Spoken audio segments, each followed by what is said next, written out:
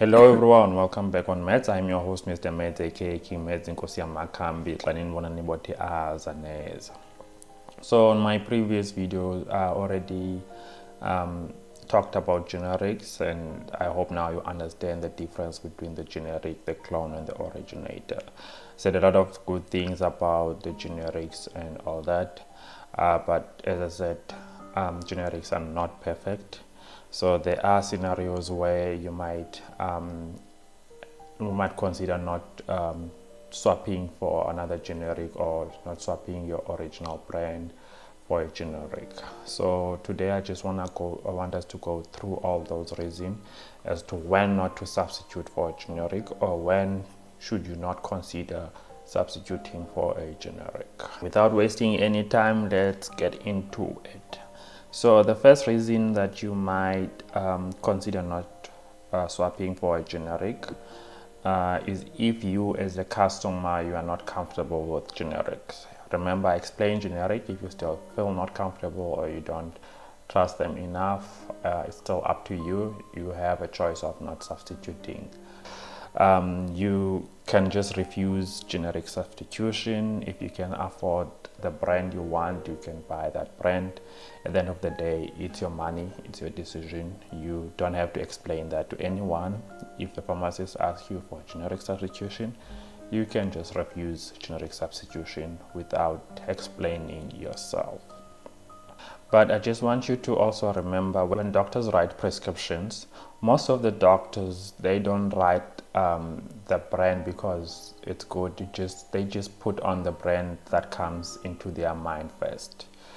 It's not because maybe it's better than other brand. Whatever brand they remember, they just put it there. Remember, some brand names are easy to remember than others, but it doesn't mean that it's whatever they prescribe on this script is actually better than what is on the market.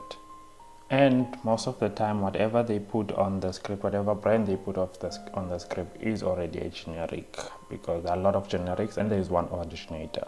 As long as the doctor didn't put no substitution, you can allow generic substitution. So it's up to you. The second reason is if the doctor specifically write no substitution on the prescription. So there are a lot of reasons why the doctor would write no substitution in the prescription. So one of the reasons might be if the customer is currently not stable. So to try and avoid that disturbance, on the medication, then they usually just write no substitution, just to make sure that customer is stable before they can do any substitution. So the second reason why they would write no substitution is if the customer or the patient has a lot of allergies, or they are very sensitive to change. Remember what I said about generics? I said, although companies are not allowed to change the active ingredient, but they are still allowed to change the inactive ingredient. Let's say, for instance, now a customer is lactose intolerant. So doctor prescribes Panado because the customer is lactose intolerant, and Panado doesn't contain any lactose, it's sugar free. And then if you substitute with another generic, pain block, for example, contains lactose. So if you change to pain block and the customer is lactose intolerant, then the customer might get a reaction. The other reason might be if the doctor personally believe in that brand. We are human at the end of the day. Doctors are also human. They might have favorites, or they might have companies that they believe they are better than other companies, you see. So sometimes they put that brand because they themselves maybe believe it's better than other brands, it's not supposed to be like that, but at the end of the day, they are also human. Another reason is if the doctor or the practice itself is in partnership with a certain brand. So sometimes pharmaceutical companies pay the doctors to prescribe their brand over other brands. So that is to help them push their brand in the market. So that doesn't mean their brand is better, it's just that they paid doctor to prescribe their brand. So usually doctor would put no substitution just to make sure that brand sells. That is not ethical, but they still do it. With that being said, not only doctors do that, Sometimes pharmacies are also paid by pharmaceutical companies to push their brands, you see. So that is like paid partnership of some sort. That is also not ethical. It's not something that's supposed to happen, but it's business, it's South Africa, it does happen. So it's not only doctors, also the pharmacies are doing it. But that's why the government wanted all these entities to be independent from one another to avoid this biasness. But it is happening. At the end of the day, pharmacists are not allowed to substitute if on the script it's written no substitution. Unless they confirm with the doctor. And pharmacists are also not allowed to substitute a cheaper generic with an expensive generic. So it's not allowed. A substitution must always be for a benefit of a customer or patient. So if the doctor prescribes a certain brand, as a pharmacist you can't give them anything expensive than that brand. It's either the same price or cheaper. A pharmacist can only substitute for an expensive brand only if the customer prefers the expensive brand or the other cheaper alternatives are out of stock. You see, then you don't have a choice to sell the expensive brand. Then the last reason is if the drug is deemed non-substitutable by SABRA. So as I said, generics have come a long way. In 2010, the list of non-substitutable drugs was as long as about 2 A4 pages. So it used to be a very long list. But now the list has actually become shorter because with the improvement in generics and all that, the list has become shorter. People now trust generics more than they trusted them about 20 years ago, because we have seen the results of generics. They are getting better and better, and the standards are getting raised and refined every day. So generics are becoming better. But this is the list of medicines that were not allowed to be substituted back then in 2010. So let's just go through the list. So alendronate, that is like the osteobone, is one of the generics now. A lot of generics in the market, you're allowed to substitute. Amiodarone tablets, which is Arecor. There's a lot of generic of Hexarone. Atenolol, a lot of generics. Carbamazepine, the slow release, I haven't seen any generics, but with the normal one, I've seen generics.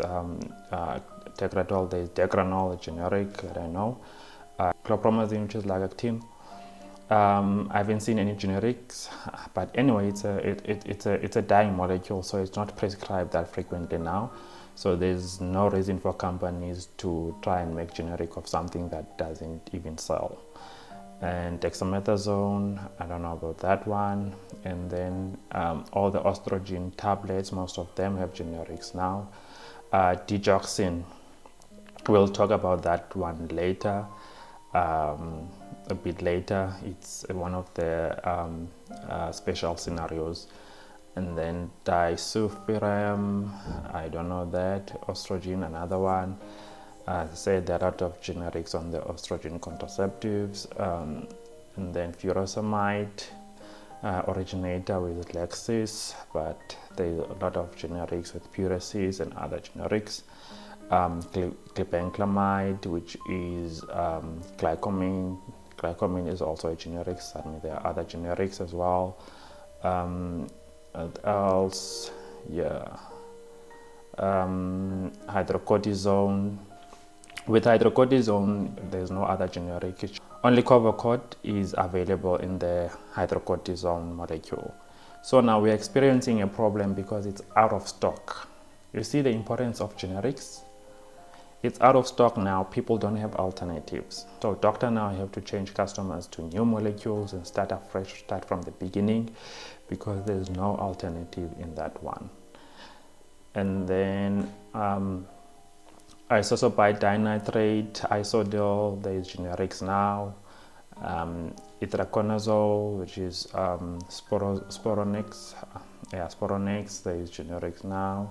With levodopa, Also generics available. Nifedipine, also low release, so delayed release. They are generics now. Estrogen, also as I said, estrogen or contraceptive, most of them have generics. Penicillin G injection, they're generics. Phenytoin, epinephrine is original. There is a phenytoin generics, and then the phytomenadione injection, which is like the warfarin antagonist. There is no generics available so far. Prazoxine, no, there's only one brand available. Prednisolone, don't use that one that much, but Aspalone, there's Aspalone syrup that I know. I haven't seen tablets, but there are tablets, Aspalone tablets available. I'm not sure about generics, I haven't seen that one much. Prednisone, a lot of generic. Promethazine is Phenergan. Phenergan doesn't have generics because it's already cheap. It's already cheap and it doesn't sell that much because it's an old antihistamine. There are newer antihistamines that are better than it because it still does have a lot of side effects. So I think most companies don't see any benefit of making a generic on that one. Not that it's not allowed, just that they don't see any benefit. Don't know that one. And then Sotalol, also no generics. That is a problem now because now I see it's becoming a stock problem as well. So I don't know what people will be using. A doctor might have to switch the customers or the patient to other molecules. And then tamoxifen, there are a lot of generics. Theophylline, a lot of generics. Warfarin sodium as well, a lot of generics. So as you see, this used to be a list, but now I'm sure the list has become very smaller, very, very small. I don't know. I've tried to search for a list now. I couldn't find any list, any like authorized list or any proper list on the internet, like on the internet, on the SAPRA website as well.